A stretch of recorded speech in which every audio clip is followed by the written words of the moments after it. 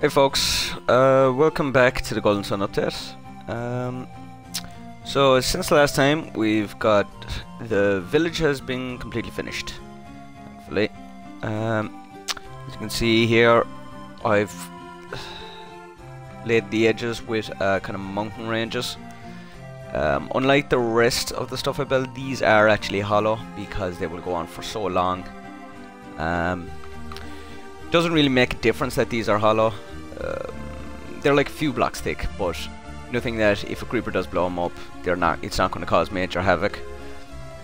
These are just to kind of draw the eye away from the flatlands. They will extend like further along once I actually start on the world map section. But for now, we're still doing the last bits of the village and Sanctum. So I think I had up to... yeah, I had up to this little healer's place done. Came over here, then finished off the last cottage. This is Creighton's cottage. If you played the game, Creighton is kind of like the Gandalf of the story. He basically sets you on your way. He's an alchemist, and you spend most of the game chasing him, really. After he's been kidnapped. Another little place I made. It's a cave you don't actually come to till very late in the game. It is an optional cave as well. It's actually quite dark now, so. But no, it's not normally filled with livestock. The reason you don't come to this place till late in the game is you don't normally have the powers to actually get here.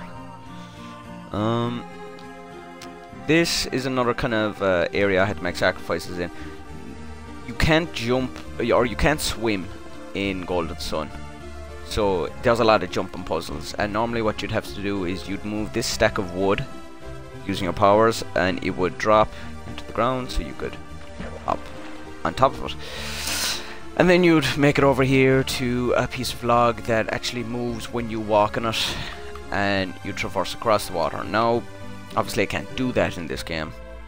So really what these dungeons have a lot of these dungeons have become is just kind of mob breeding grounds. And that'll be the only real challenge in it. That and stopping creepers from exploding the whole thing. There'll still be a bit of loot in here. It's another area where you'd push logs across to get past water.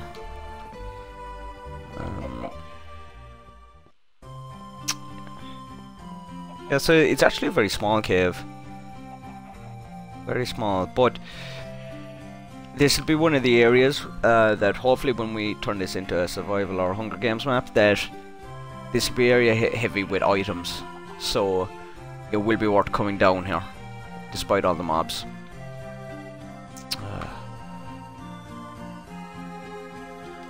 Okay, so all the trees are blocking me. So this was the edge of the town we got to know before. Oh yeah, another little thing actually here is the waterway. This is where the water flows from.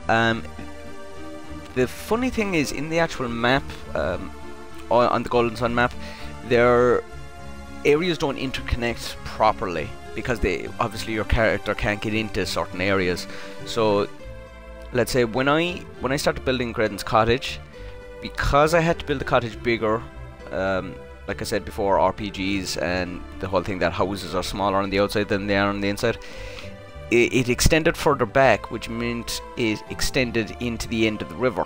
But I had to have the river coming from somewhere, so I just said a little stream, a little water source. It'll do. I'm not exactly happy with it, but like I said, sacrifices do have to be made. So yeah, that tiny little stream pretty much supplies water for the town. But then we started on Sanctum. Sanctum is the first major dungeon in the game, and it's it houses the elemental stars, which are basically the focus of the game. They're Earth, Water, Fire, and Wind, or they have different names. It's Venus, Mercury, Jupiter, and Mars. stairs. But when you come in here, actually, this is the first problem I had. It's a little... Oh no, it's the second one. Normally there are actually statues here, angels or whatever you want to call them. Obviously you can't make statues in vanilla Minecraft. There is a mod out there that you can make statues, player statues, which would have come in real handy. But we don't have that option here, so instead we just made quartz pillars and placed quartz slabs on top of them. At least they slightly differentiate from the rest of the materials used, so I'm kind of making do with it. It's okay. As you can see, the mountains do kind of extend from the town, so at no point when you're in the area are you looking upon flat land, so far anyway. Obviously when you look out the front of the town there's flat land, but like I said, those mountain ranges will extend that way too.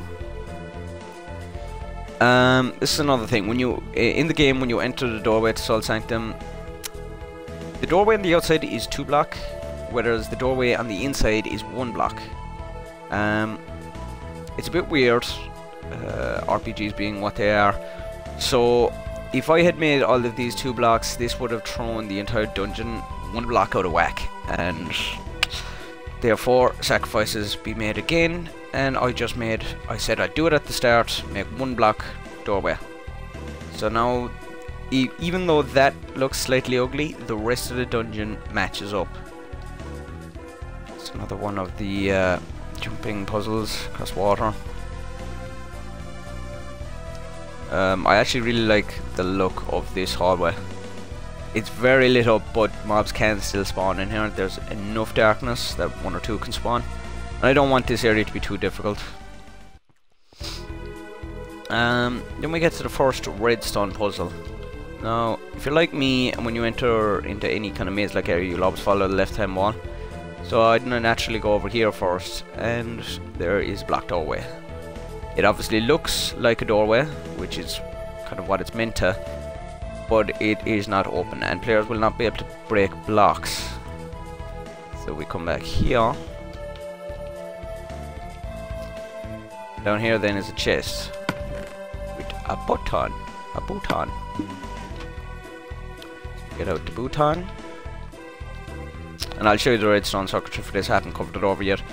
It's very basic. And you place it right here, right in the middle. There is no kind of hint for that. It's just look at the area. It seems pretty obvious we put something there. Press the button. Just break that there again. Did take it out of the chest, didn't I? Gotta put that back in. Yeah, there it is. And there we go. Very simple. There's 2 pistons behind there. We'll break these blocks. Oh shit! I didn't mean to break that block. Break that block. As you can see, 2 sticky pistons. They pull out. Grab the 2 lapis lazuli box and pull them back into the wall to create a very smooth edge. Put those back. This is the first kind of grand hall in here. Luckily, I don't think these are actually statues, so the pillars actually match perfectly to this room in the game. Oh no, I could be wrong there. I can't remember now. For whatever reason, there's an empty room in there. I never realised what that was for in the game. I think it's just to throw you off slightly, or maybe just make the room symmetrical. Get over here. As I said before, staircases aren't taken into account, so they're just kind of ugly messes most of the time. And then there's the kind of shitty labyrinthine section. It's not much of a labyrinth. Go down this way for another button. Button will be used later. So like if they just walk straight past this, players will have to come back to get that button. This is the way out. And that's all I've done in the Sanctum so far.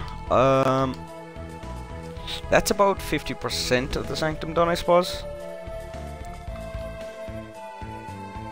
There's the redstone track as well. I use very simple. So the button is on the other side of this wall. Pass to the redstone signal into the repeater to carry the charge, and up into the 2 pistons that are over there.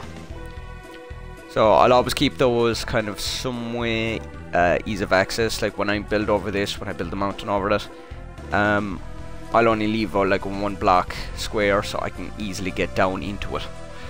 Maybe mark it with glowstone or something to make it easier for me if I ever need to return to the redstone. As always, this mountain is actually, I don't know if you can see that, but you know, that is actually all stone. The only thing that is is hollow are, like I said, the ranges. The edges of the map are hollow.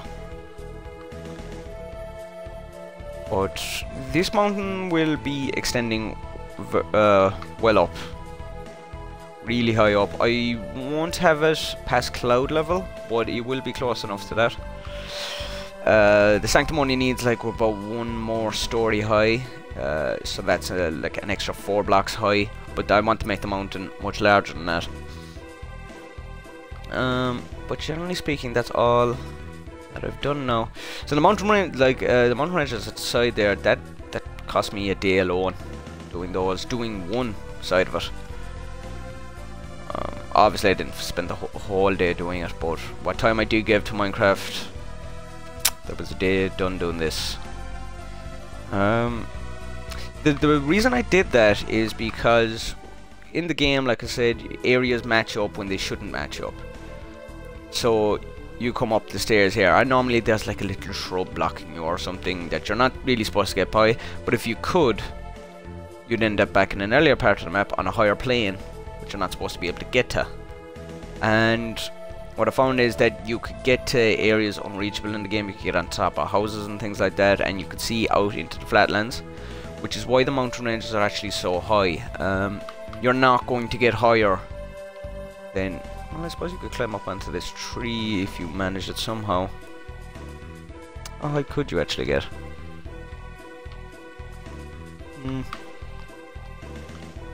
Yeah, I don't think you can get, yeah, you couldn't really get much higher. At most you could get to about here. I think I worked it out that way. Like even when you're up here, you're not seeing enough. What I'll probably do is just extend a flat area. I don't know, just do a 5-block plateau, just in case you can see small bits of flat land. And of course this mountain range will go up as well. This mountain, Mount Alf, will go up. Yeah, that's about it now for this week. Hopefully by next week I'm hoping to have the Sanctum done. Not necessarily the mountain complete, but if I can have the Sanctum done, that'll be enough for me, and I'll be happy with that. Then we'll have to tackle the world map. The world map I've never tackled before on any of the other builds. My other attempts of this. My first attempt, I got as far as the Sanctum, but halfway through that, before the server started getting so laggy that it was impossible to place blocks. When I tried it on the 360, then I got actually to the second town, Vault. But Vault had to be made on a separate map because there wasn't enough room. Like, as you can see here, I've already taken up a large amount of space, and if I was to build a second town, it wouldn't match up with the game's world map. I'm gonna have to figure out the scale of that, or at least the scale of which I'm happy at. But I figure that if each area is taking up one whole map, or each area and the world map surrounding it is taking up one Minecraft map, then seeing as the Xbox One now holds, let's say, 36 maps full, then I should theoretically be able to fit 36 areas, or actually more, considering that Soul Sanctum is in here as well. But yeah, I'll be happy enough with that. You know, again, sacrifices have to be made, but world map is going to take up a lot. Just mountain ranges, rivers, forests with nothing in them. But as you can see, like the render distance really makes a huge difference. I mean, the fact that when you're coming to the town, you can see the town from a good distance. You know you're within civilization, which is probably how I'll scale the world map. As in, how far away can you see where you have to go next, so to speak. But yeah, I'm really happy with that now. It's coming along quite nicely. And I have Kevin actually doing some designs for me on some of the other redstone traps and etc. I will admit I'm more of a creative designer rather than I'm okay with redstone, but I'm not great with it. I don't like to tinker around with it too much. It just frustrates me. So he's doing a lot of the redstone ideas for it, how to as closely resemble a lot of the traps in Golden Sun as possible. But yeah, that's it for now, and hopefully we'll have Sanctum done by next week. So thank you for watching. Please like and subscribe, and do share this map. I do want to, you know, showcase some talents. If you've got a map of your own, don't be afraid to comment to put a link to it in the comments below as well. And yeah, we'll talk to you next week. Savior.